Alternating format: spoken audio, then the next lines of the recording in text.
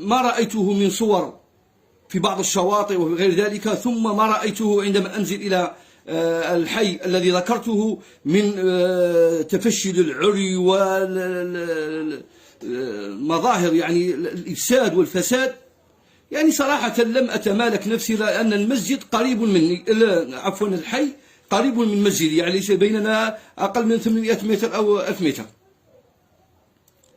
فرأيت من واجب البيان ومن واجب البلاغ أن أقول كلمتي في هذا الدرس.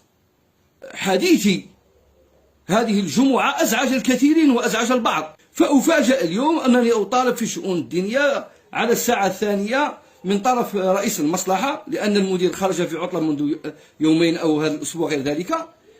ففاجأني قال: يا أستاذ أنت تعلم ما وقع؟ ما وقع، خذ درس جمعة أتحدث عن واقع. أين الإشكال؟ قال له تداعيات وكذا وكذا، ولكن تخوفكم هذا أمر غريب.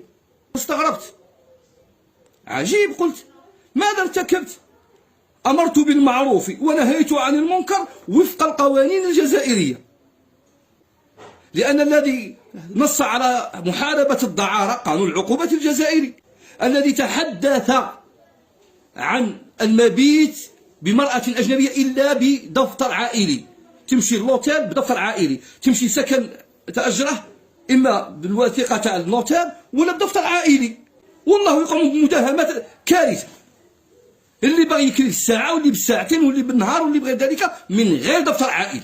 فغيرتي على هذه الولاية وغيرتي على هذه البلدة وغيرتي على وطني انطلاقا من ديني الإسلامي، ثم من القوانين التي رصدتها هذه الدولة، الذي أزعج البعض ربما رضا أن يركب الموجة وقال أنني أتحدث عن الحي عقيد لطفي باسمه.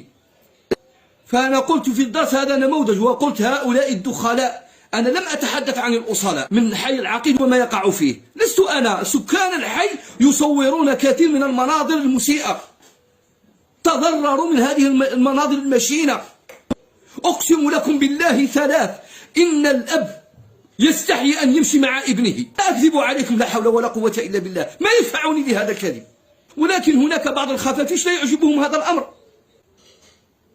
أنا لا أدري والله كيف تفكر بعض مسؤولي الشؤون الدينية، والله العظيم.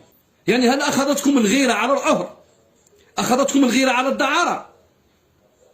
على أي شيء أخذتكم الغيرة؟ أم أن الموضوع أزعجكم؟ أم أزعج بعض التجار الذين يمتصون دماء المواطنين؟ أعتذر للسكان حي العقيد الأصلاء، ولكن الدخلاء الذين يأتون في شهر أو شهرين يحاولون أن يبثوا سمومهم ويبثون فسادهم ويفسدون، هؤلاء الذين تحدثت عنهم. أولئك الفتيات التي يأتين من هنا وهناك. هذا لا يعني أنني أقول أن سكان وهران ملائكة وسكان الأحياء الأخرى ملائكة، أنا لا أقصد هذا. التعميم آفة، وما من مكان إلا وفيه فساد على وجه الأرض، ما من مكان إلا وفيه فساد. بالله عليكم، أتريدوننا أن ندخل رؤوسنا في التراب خوفا على مناصبنا، خوفا على مكاسبنا؟ ألا تتقون الله يا أيها الإخوة؟ أن هناك بعض الأئمة قالوا: ما كان لك أن تقول هذا الكلام. عجيب، ماذا أقول؟ بماذا أتحدث؟ أحدثكم عن الوضوء، أحدثكم عن الغسل، يعني شيء غريب والله العظيم. هذا نقوله كل أسبوع في الدروس اليومية، ولكن أنا أريد أن أعالج هموم أمتي، مشاكل الشباب. اليوم ضايع الشباب أغرق في المخدرات، أغرق في المخدرات، أغرق في الحبوب المهلوسة.